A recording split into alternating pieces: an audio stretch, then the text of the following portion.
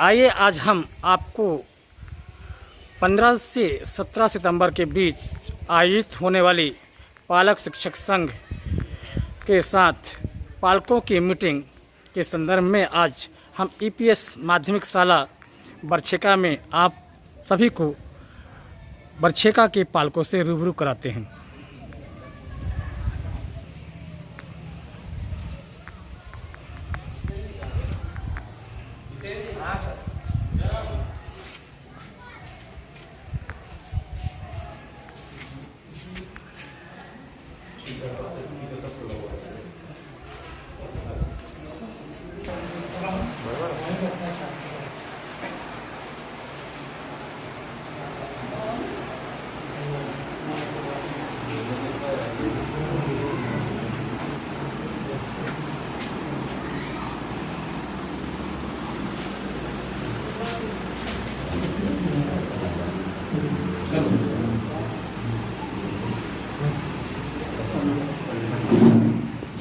जो पोस्टर आपको दिया गया है उसको आप ऐसा कर लीजिए, तो जो वीडियो शूटिंग हो रही है उसका आप फिल्म ले लीजिए, पोस्टर दिए खोल के रखिए।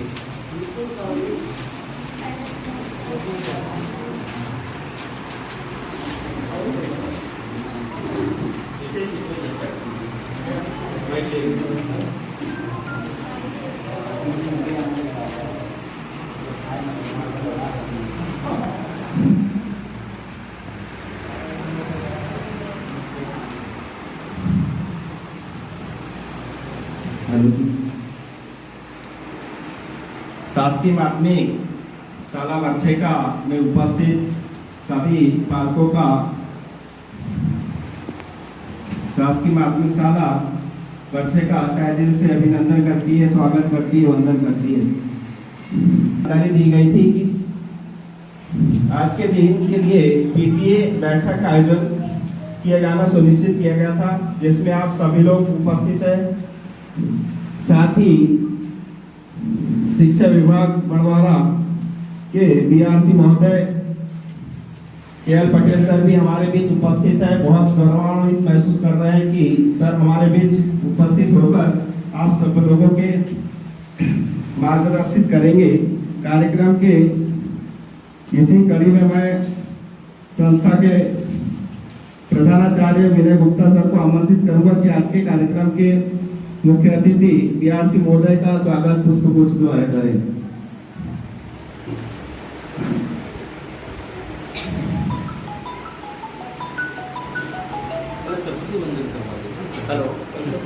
साथ ही हमारे वैरागी सर भी उपस्थित हो जाएं। साथ ही जल शिक्षक महोदय राकेश विश्वकर्मा सर को भी आमंत्रित करता हूँ। साथ ही विनय गुप्ता सर सहयोग प्रदान करें।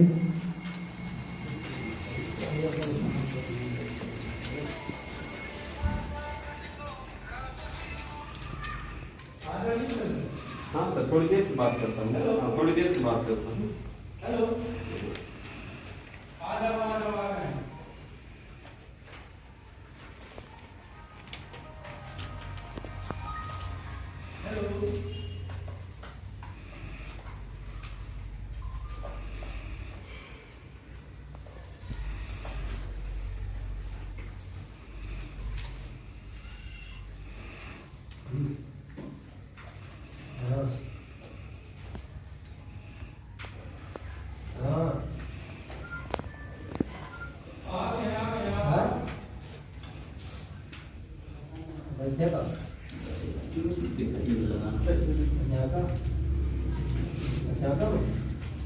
बीजेपी को थोड़ा कहीं लगता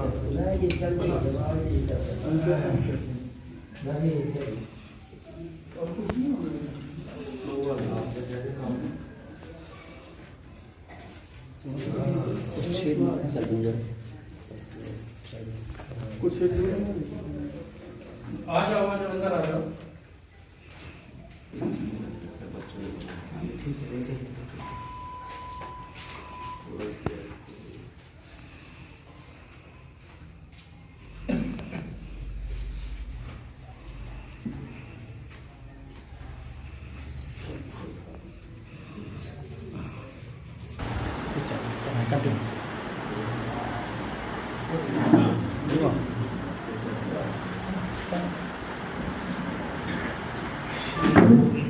सरस्वती वंदन के पश्चात संस्था के प्रधानाध्यापक महोदय विजय गुप्ता सर से आमंत्रित करता हूँ कि बीआरसी महोदय का स्वागत पुष्प से द्वारा करें।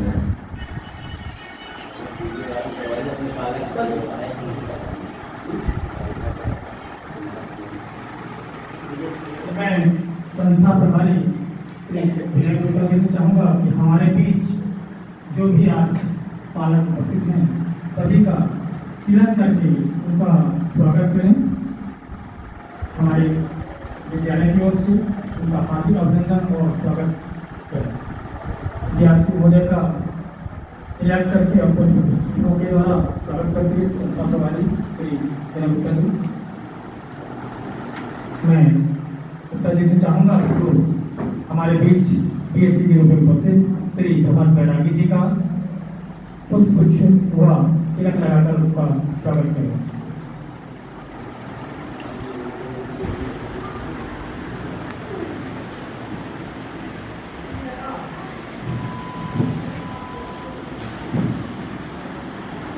इसी कड़ी को आगे बढ़ाते हुए मैं संस्था प्रमुख से चाहूँ किसी एक शिक्षक को नियुक्त करने सभी पालकों का तिलक और पुष्प कुछ प्रदान करके स्वागत करें।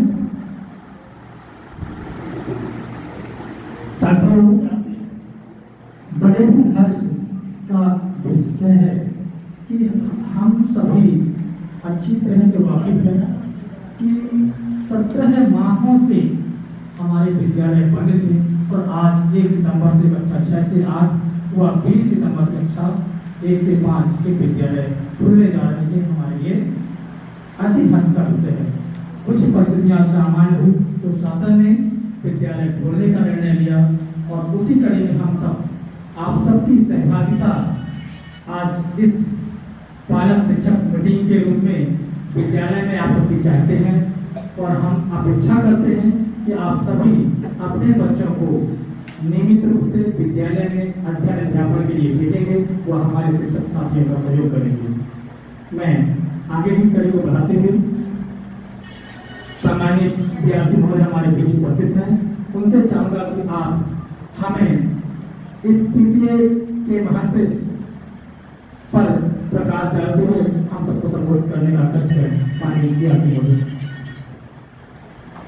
आज के इस पालक शिक्षक संघ में सभी हमारे उपस्थित बच्चों के अभिभावक, माता पिता, भाई बहन जो भी उपस्थित हैं सभी को मेरा नमस्कार और अभिनंदन। आज की ये जो बैठक रखी गई है, इस बैठक का मूल उद्देश्य सभी को विदित है कि आज 1.5 वर्ष से विद्यालय नहीं खुले। हमारे बच्चे जो है विद्यालय आज तक आए नहीं, तो अभी शासन ने निर्णय लिया कि अब विद्यालय जो है बच्चे जो है छूटते जा रहे हैं और बच्चों की स्थिति ऐसी हो रही है कि बच्चे साला तक भूल न जाए। तो शासन ने निर्णय लिया कि अब विद्यालय खोले जाए और विद्यालय खोले जाए तो कोविड-19 का पालन करते हुए खोले जाए और 50% क्षमता के साथ, क्योंकि विद्यालय में हमारी जो जगह है वो 100% क्षमता के साथ में अभी नहीं है, क्योंकि कोविड-19 के तहत कम से कम 3 फीट की दूरी में प्रत्येक बच्चे को बैठाना है। इतनी दूरी होना बहुत जरूरी है, मास्क भी जरूरी है और माता पिता का एक शपथ पत्र भी लिया जाना है कि मैं अपने बच्चे को विद्यालय भेजना चाहता हूँ। जिस संबंध में मैं निश्चित रूप से सभी पालकों से इस पर आग्रह करूँगा कि ये जो बैठक आयोजित की गई है, ये बैठक का मूल उद्देश्य हमारा है पालक और शिक्षक संवाद। हमारे पालक और शिक्षकों के साथ ये एक संवाद है जिसको हम एक बैठक के रूप में अपना रहे हैं। जो हमारे लिए डेट निर्धारित की गई थी वो 15, 16 और 17। 15 तारीख को 50% क्षमता के साथ हमारे अभिभावक इस मीटिंग में सम्मिलित होंगे और 16 तारीख को जो 50% बच्चे हमारे जो विद्यालय नहीं आते उनके ऊपर जो शेष हमारे जो बचेंगे, तो कल भी यह बैठक आयोजित की जाएगी। इस बैठक में हमारे जो शेष बचे अभिभावक जो विद्यालय में उपस्थित नहीं हो पाए हैं किसी कारणवश, तो वो 17 तारीख को उपस्थित होंगे और हमारे माननीय मुख्यमंत्री जी का भी जो पम्पलेट है आप लोगों के हाथ में दिया गया है, इसमें भी उनका संदेश है कि हम बच्चों को क्या कराना चाहते हैं, बच्चों को क्यों स्कूल में लाना चाहते हैं। अभी आप लोगों को सभी को विदित होगा कि हमारी जो कक्षाएं लास्ट ईयर जो चल रही थी वो डिजिलैब के माध्यम से चल रही थी, जिनके मोबाइल के अलावा रेडियो में भी कार्यक्रम हमारे आ रहे थे और टीवी पे भी इसका प्रसारण हो रहा था। पर बच्चों या अभिभावकों के पास जो है तो ये अपने मोबाइल एंड्रॉयड मोबाइल नहीं है। तो अभी हमारे जो आंकड़े हैं विकासखंड के, इसमें 5363 अभिभावकों के पास केवल मोबाइल, जबकि हमारे यहाँ का जो एनरोलमेंट है वो 25,364 का एनरोलमेंट है। पूरे विकासखंड में शासकीय विद्यालयों में जो कक्षा 1 से 8वीं तक बच्चे जो अध्ययन कर हैं, उनमें से हमारे बच्चों के पास तो बच्चे छोटे हैं 1 से लेकर 8वीं तक के, तो उनके पास तो मोबाइल नहीं रहते, पर कक्षा 9वीं से 8वीं तक के बच्चों के पास भी मोबाइल रहते। तो उस संबंध में केवल जो अभिभावक के पास मोबाइल था, उस मोबाइल पर एक डिजिटल सामग्री, अगर आप लोगों ने देखा होगा, आपके बच्चे यहाँ अध्ययनरत होंगे, तो सुबह एक डिजिटल सामग्री जो है, जो मतलब अध्ययन के लिए कक्षा 1 और 2 और 3 और 5 और 6 और 8 के लिए विषयवार सामग्री भेजी जाती है और आज भी भेजी जाती है। उस बच्चे को मोबाइल से देखकर उसको वीडियो के माध्यम से बच्चा अध्ययन करता, उसी से पढ़ाई करता था। पिछले सत्रों में आपने सुना भी होगा कि विद्यालय मोहल्ला क्लास लगती है, हमारा घर हमारा विद्यालय, मतलब शिक्षक हमारे जो है वो घर घर जाके मोहल्ले में क्लास लेते थे, बच्चों को बुलवाते थे मोहल्ले के और बच्चों की क्लास लिया जाता था। उससे भी बच्चों का जो शैक्षणिक स्तर है वो पूरा जितना होना चाहिए वो नहीं हो पाया। तो शासन ने ये निर्णय लिया कि अब विद्यालय धीरे धीरे खोले जाए और कोविड-19 का विशेष ध्यान रखा जाए। ऐसा न रखा जाए कि भीड़ में जैसे अपन प्रार्थना करवाते वो भी प्रतिबंधित किया गया है, असेंबली नहीं कराई जाएंगी, शाम को सारे बच्चे एक साथ भीड़ के साथ में नहीं रहेंगे, मध्याह्न भोजन संचालित नहीं होगा क्यों स्कूल पे, क्योंकि अगर आप जैसे मध्याह्न भोजन संचालन अगर कर दिया जाए तो बच्चे एक साथ में थाली में लेते हैं, एक साथ बैठते भी हैं, एक दूसरे को छूने से भी ये बीमारियाँ हो सकता है। किसी बच्चे के साथ कोई सर्दी जुकाम बुखार अन्य बीमारियाँ हैं तो अन्य बच्चे को भी होने की संभावना रहती है। इसलिए शासन ने चाहा कि कोविड-19 का पालन करते हुए विद्यालय खोले जाएं और 50% क्षमता के साथ विद्यालय में बच्चे आएंगे। तो पर हमारी पढ़ाई जो है वो बहुत पीछे हो चुकी है। तो शासन ने अभी ये निर्णय लिया कि सबसे पहले आपने सुना होगा और आपके बच्चे अध्ययन एक प्रयास अभ्यास पुस्तिका दी गई।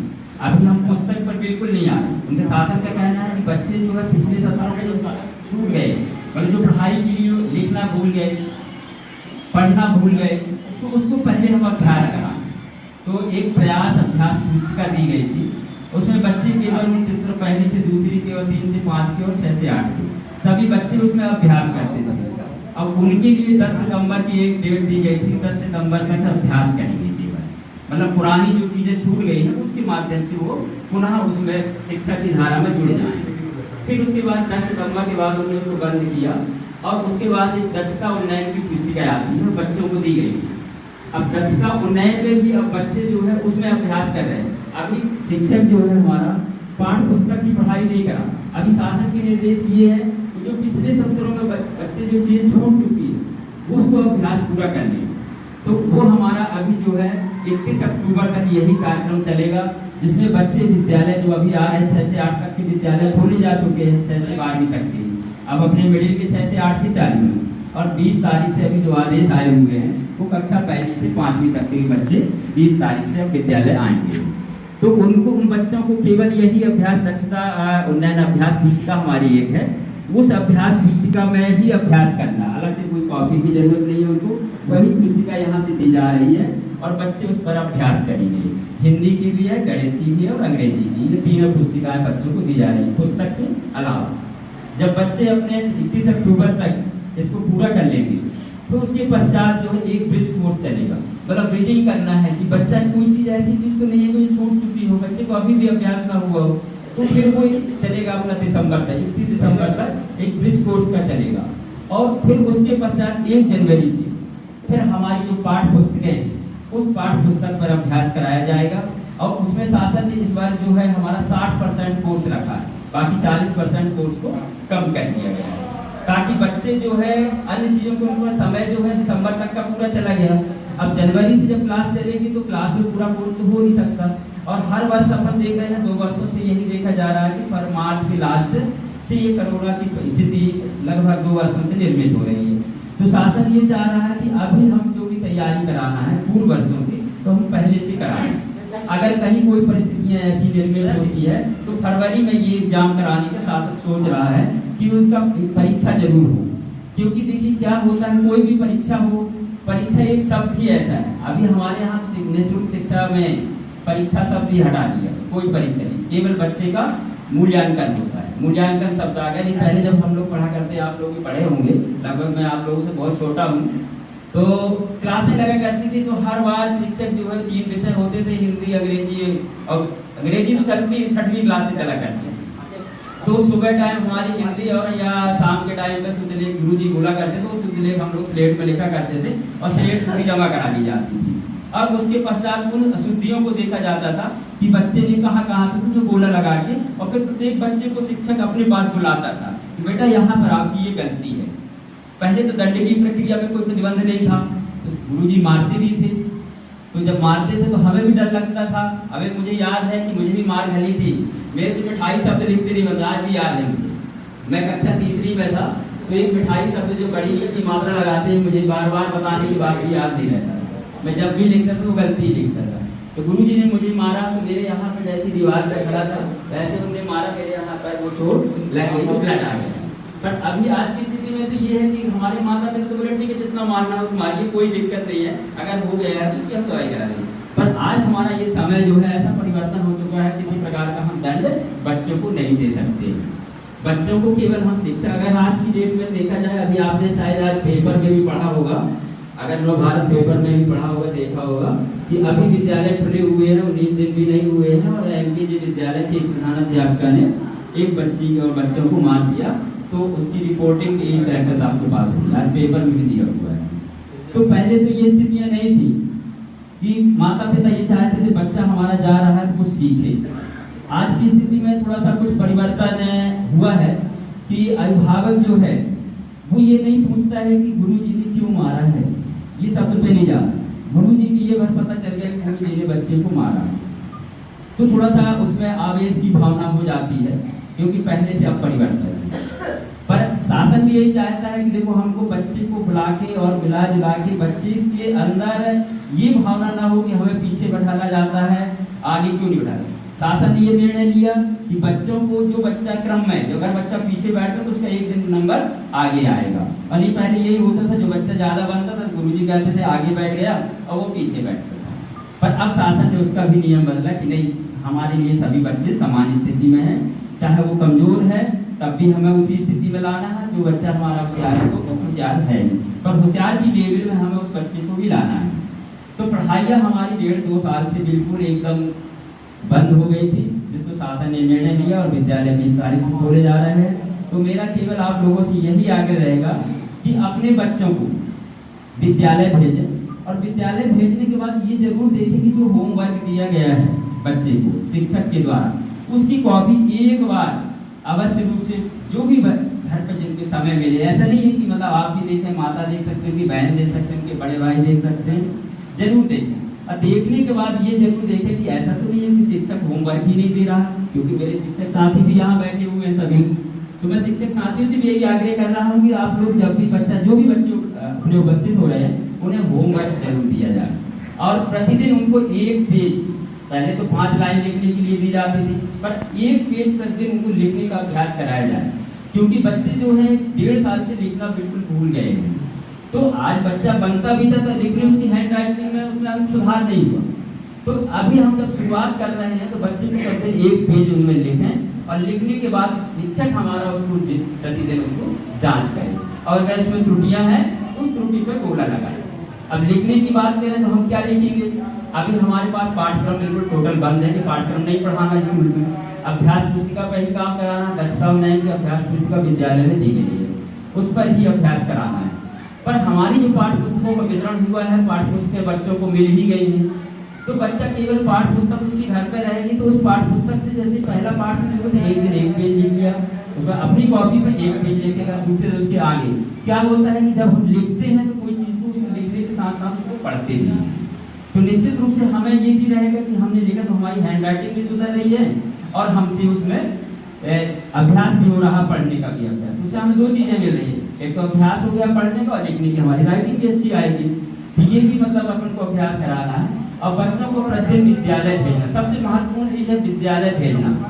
पर 50% क्षमता का मतलब है कि जैसे बच्चे अगर कक्षा पहली में 50 बच्चे अगर यहाँ पे दर्ज हैं, तो 25 बच्चों को आज बुलाना है और 25 बच्चों को कल बुलाना है। तो हमारे शिक्षक जो भी हैं एक लिस्टिंग करेंगे, बनाएंगे और बता देंगे कि भैया आज तुमको आना है और कल तुमको आना है, क्योंकि शासन के निर्देश है, उस निर्देश का हमें पालन करना है। अगर हम चाहें कि नहीं हम 100% बुला लें तो गलत है, क्योंकि कोई भी स्थितियां अगर ऐसी निर्मित होती है तो शासन के नियम की अवहेलना होगी। तो हमें 50% क्षमता के साथ विद्यालय में बच्चों को बुलाना है और बच्चों को होमवर्क जरूर देना है, क्योंकि हमें जब ये निर्देश दिए गए हैं कि पाठ्य पुस्तक बिल्कुल अभी नहीं पढ़ाना है, आपको केवल क्या पढ़ाना है, दक्षता उन्नयन पर वर्क कराना है। तो दक्षता उन्नयन पर जब हम कार्य कराएंगे, अब दक्षता पर अभ्यास कराएंगे, तो हमारा शिक्षक निश्चित रूप से अभ्यास कराएगा। पर पालक थोड़ा सा जब बच्चा घर जाएगा तो शाम को उसकी कॉपी में देख ले कि आज अभ्यास वर्क कराया गया है कि नहीं कराया।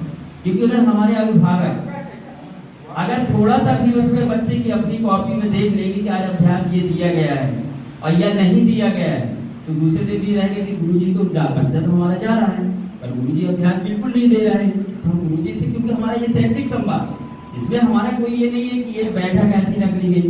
बैठक का मतलब यही है कि पालक और शिक्षक के बीच में कोई दूरी नहीं रहना चाहिए।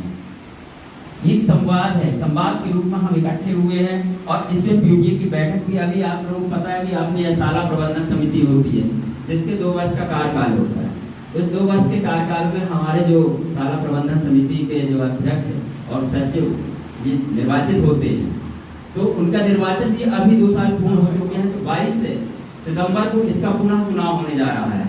अगर जानकारी नहीं होगी तो हमारे गुरुजी अभी देंगे, शिक्षक साथी देंगे। परंतु आज की हम बैठक में तो ये मालूम ही रहे आप लोगों को कि 22 तारीख को सेक्ट अपना जो है शाला प्रबंधन समिति के अध्यक्ष का चयन होगा। तो इस चयन समिति में भी आप लोग इसी तरह, ये नहीं है कि अगर जिसके बच्चे पढ़ते हैं या जिसका बच्चा 8वीं में है तो 8वीं वाले नहीं, अरे 8वीं के जो बच्चे पढ़ते हैं उनके माता पिता को अध्यक्ष नहीं बनाया जाए, क्योंकि ये 2 साल के लिए है। क्योंकि 8वीं बच्चा पास हो जाएगा तो 9वीं में चला जाएगा, तो 8वीं, इसलिए उसको 8वीं वाले का अभिभावक को अध्यक्ष नहीं बनाया जाता है। क्योंकि बच्चा जो ऑलरेडी अध्ययन रहते हैं 2 वर्ष के लिए, तो उसके माता पिता को अध्यक्ष की शेडिंग करेंगे। तो सभी लोग हमारे जितने पालक बैठे हुए हैं, ये अनिवार्य रूप से थोड़ा सा हमारे शिक्षकों के साथ में जब भी बैठकें बुलाई जाए, पालक शिक्षक संघ की बैठक माह में एक बार अनिवार्य रूप से होती है। इसके पहले हमारे जो कलेक्टर साहब गढ़वाले जी थे, तो उन्हें एक आदेश भी जारी किया था कि माह के एक शुक्रवार के दिन ये बैठक हुआ करेगी। पर ये हमारी शाला प्रबंधन समिति जो दिन चाहेगी उस दिन ही तय कर सकती है कि इस तारीख को ये बैठक हुआ करेगी। बार बार हमें सूचना भी नहीं देना है, इस तारीख को माह की, इस माह सप्ताह में बैठक होगी। एक बार जब हो जाएगा तो आप लोग जितना भी समय मिले, कोई ऐसी अनिवार्यता नहीं है कि आप पूरा टाइम दें। केवल हमारा ये उद्देश्य है कि जब बैठक रखी जाए, बच्चा मान लीजिए उदाहरण के लिए कक्षा 3री में पढ़ता है, तो जब बैठक में आए तो कोई जरूरी नहीं कि आप 2 बजे से बैठक है 2 बजे, सुबह से पूरा टाइम बैठक चलती है। आप सुबह अगर आप मान लो कहीं काम करने जाते हैं तो आप 10 बजे आ जाए और 10:30 बजे जैसे ही आए तो अपने बच्चे की उपस्थिति देखें कि बच्चा आपका रोज आता है कि नहीं आता है, बच्चे की कॉपी देखें कि बच्चे ने होमवर्क किया है कि नहीं किया है। जो मासिक टेस्ट हो रहा है, मूल्यांकन हमारा हो रहा है, उस मूल्यांकन में हमारे बच्चों को कितने अंक मिले हैं, केवल इतनी चीजों को देखना है और देखने के बाद उस रजिस्टर में साइन करके हस्ताक्षर करके आप जा सकते हैं अपने कार्य। ताकि अभी अपने देखें है कि अशासकीय विद्यालयों की पेरेंट्स मीटिंग होती है, उसको अंग्रेजी शब्द में पेरेंट्स मीटिंग कहते हैं और अपन इसमें कहते हैं पालक शिक्षक संघ की बैठक। पर थोड़ा सा शासन द्वारा ये है निःशुल्क शिक्षा दी जाती है शासकीय स्कूलों में, तो पेरेंट्स जो होते हैं, जो पालक होते हैं, वो हमारी बैठक में बहुत कम उपस्थित होते हैं। संघवार मुझे बहुत गर्व है कि आज हमारे इस बच्चे का में अच्छी उपस्थिति है पालकों की। तो पालक जो होते हैं वो गवर्नमेंट जो प्राइवेट स्कूल होता है, अशासकीय विद्यालय, वहाँ हम शुल्क देते हैं, पैसा देते हैं, बच्चे को पढ़ाते हैं और जब उनकी मीटिंग होती है तो उस मीटिंग में अनिवार्य रूप से जाते हैं। परंतु वही शासकीय स्कूल जहाँ हमारा बच्चा पढ़ रहा है, हम अपने बच्चे की उपलब्धि देखने के लिए नहीं जा पाते। तो मेरा यही आग्रह रहेगा कि जब भी मीटिंग हो, माह में एक बार मीटिंग होगी, तो उस मीटिंग में आइए और अपने बच्चे की जो उपलब्धि है, चाहे उपस्थित से संबंधित हो, शैक्षणिक हो, खेल से संबंधित हो या अन्य किसी प्रतियोगिता या क्रीड़ा से संबंधित, ये सारी चीजें आप यहाँ आकर और उपस्थित होकर शिक्षक से जानकारी लें और उनको देख लें।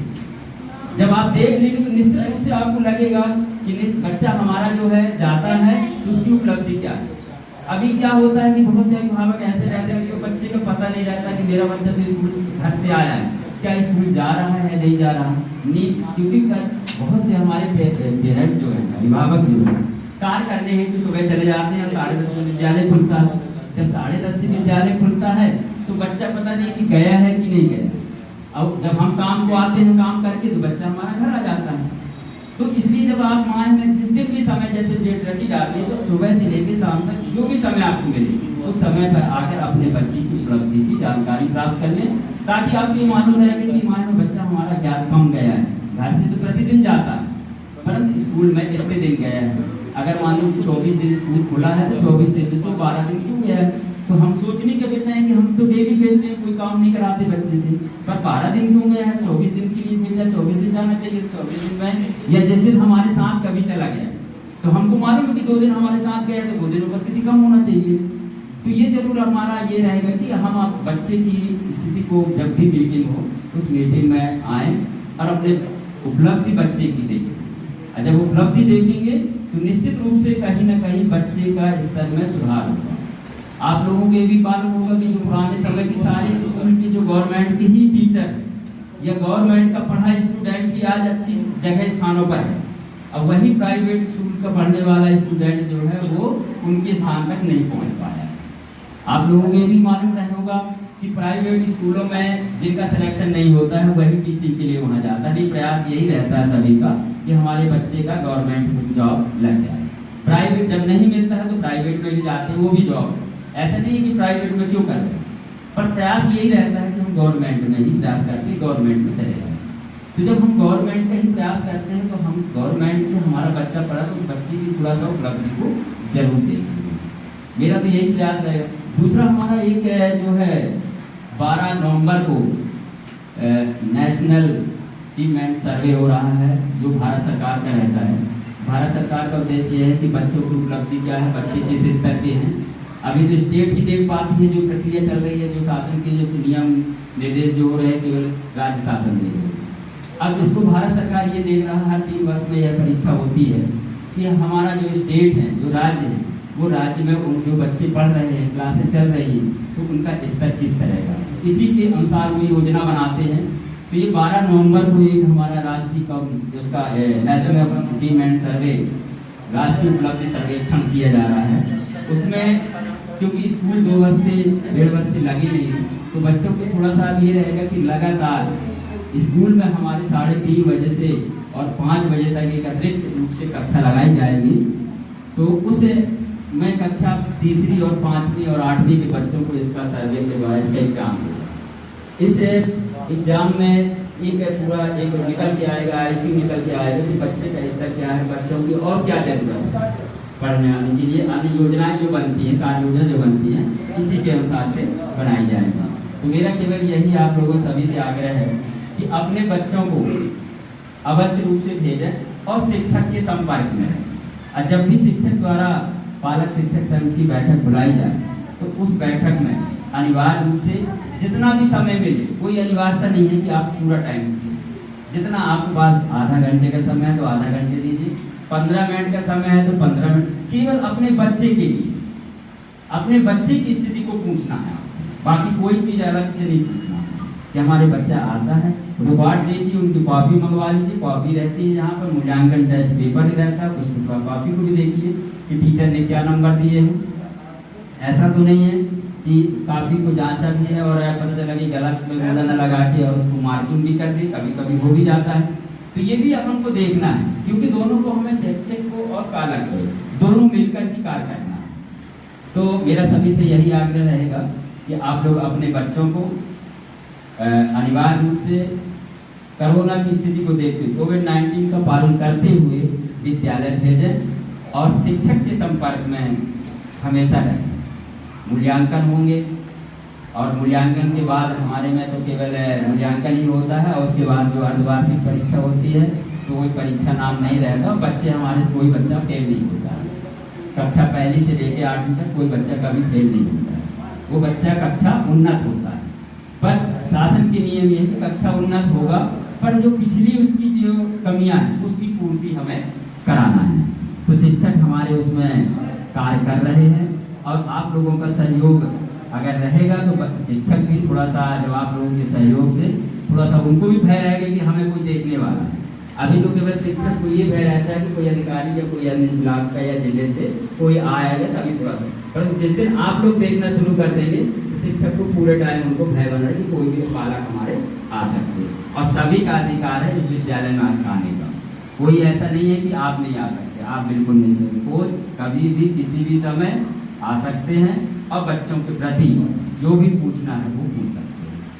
और बाकी हमारे साथी राकेश जी है जो हमारे जन शिक्षक हैं और भदौरा जन शिक्षा केंद्र के जन शिक्षक हैं, और विशेष प्रयास उनका रहता है। और शायद बच्चेका में ही ये स्कूल में शिक्षक भी रह चुके हैं और अब जन शिक्षक हैं। तो मैं इन्हीं शब्दों के साथ अपनी वाणी को विराम दूंगा। जय हिंद, जय भारत।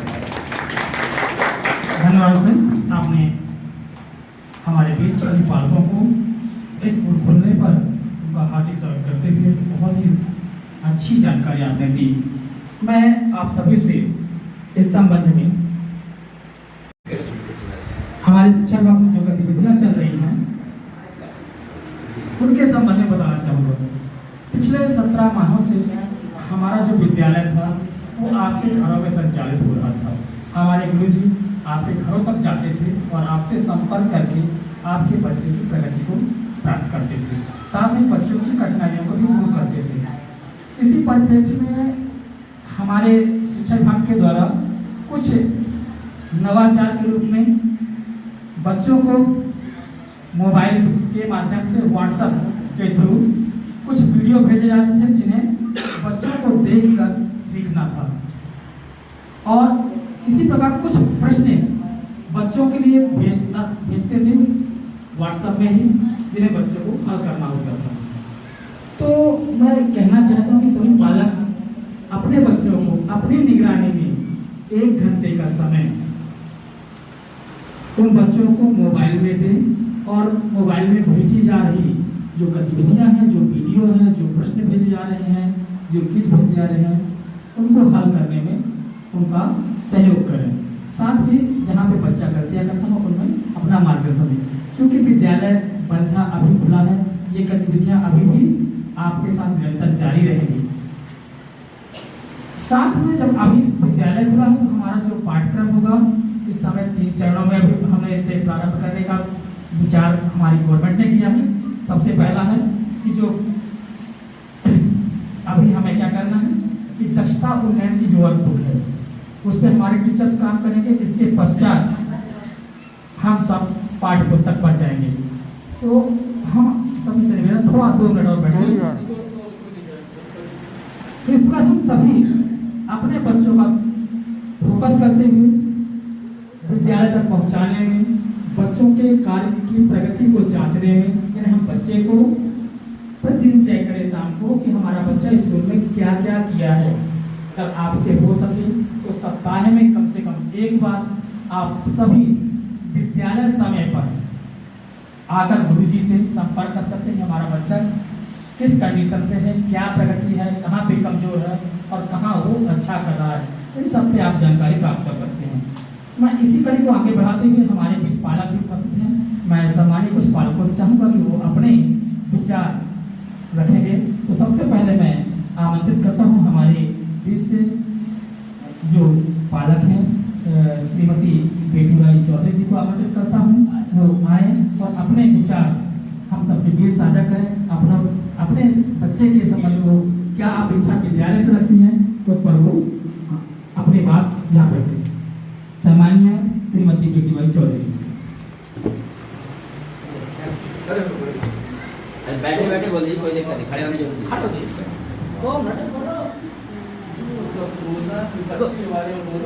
क्या अपेक्षा करती हैं? जैसा बोलते हो दिल को बोलना है। चलिए ठीक है, कोई बात नहीं, आगे तो मैं उन्हीं बगल में बैठी हैं संध्या पटेल जी, मैं उनसे चाहूँगा वो बोले अपने बच्चे के साथ कैसा आप चाहते हैं विद्यालय में, कैसा चाहते बच्चे क्या सुविधाएं होनी चाहिए, कैसी पढ़ाई होनी चाहिए। बस पेरेंट्स की मीटिंग जो प्राइवेट में करते थे वैसे ही तो करना है। बोलो ना। मैं ये चाहती हूँ कि मेरे बच्चे स्कूल जाएं, अच्छा पढ़ें। बच्चों के बारे में क्या क्या सुविधा होना चाहिए, क्या क्या हम बच्चों की खान पीन मतलब अच्छी रहे और ये सब चीज़ की सुविधा रहे।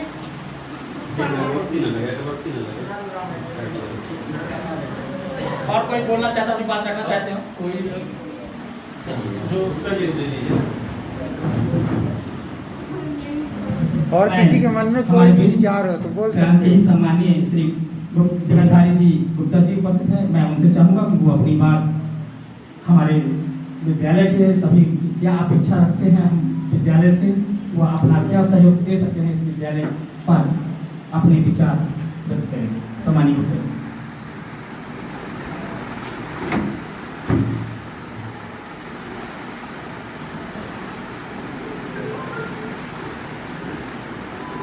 जिस दिन पालक शिक्षक संघ की बैठक हो तो सभी पालकों को बारी बारी से जरूर आ जाए। ये इकट्ठा नहीं कि 100 लोग आ जाए, 20 आ गए तो 20 आ जाए, फिर अगले दिन फिर 25-30 आ जाए, ऐसा करके आते रहें और अपना सुझाव अपने बच्चों के विषय में कि क्या कमियां हैं तो उसको आप बता के दूर कर सकते हैं। और जो भी स्कूल में होमवर्क दिया जाए उसको घर के सियाने जो भी हों उनके घर के भाई बहन पिताजी चाचा तो वो 1 घंटा तक उनको पढ़ा। बहुत सुंदर गुप्ता जी, आपने बहुत अच्छा सुझाव हम सभी पालकों के समक्ष रखा है। मैं अब अगले वक्ता के रूप में श्री विजय चौधरी जी को आमंत्रित करता हूँ कि वो आए और अपनी बात करें। विजय चौधरी जी।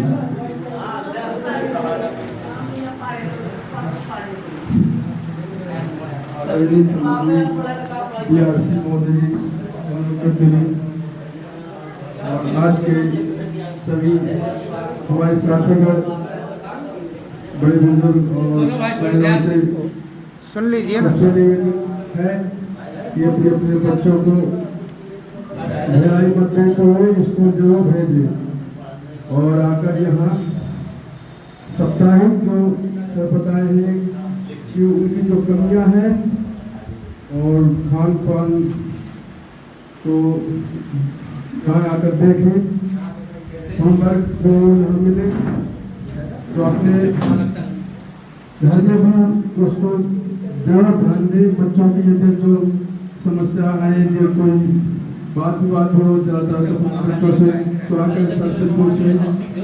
इसलिए और जो अपनी 1.5 साल की पढ़ाइयाँ हैं तो बच्चों को जरूर ध्यान देंगे। सबसे निवेदन है कि बच्चों को अपने उनकी पढ़ाई से मोह मत रखिए। बस इतना कहते हुए मैं अपना बाड़ी विराम करना चाहता हूँ। धन्यवाद।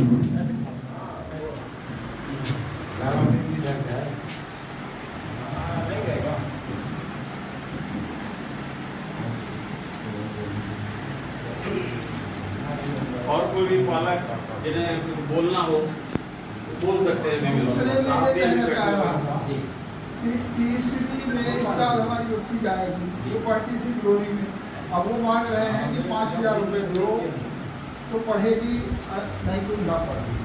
यहाँ कोई पैसा लगना नहीं तो वो हम यहाँ पढ़ाना चाहते हैं, वो कहते हैं जब 5,000 दोगे तब। इनका कहना ये है सर। हाँ समझ बैठो अब आप सर बताएं।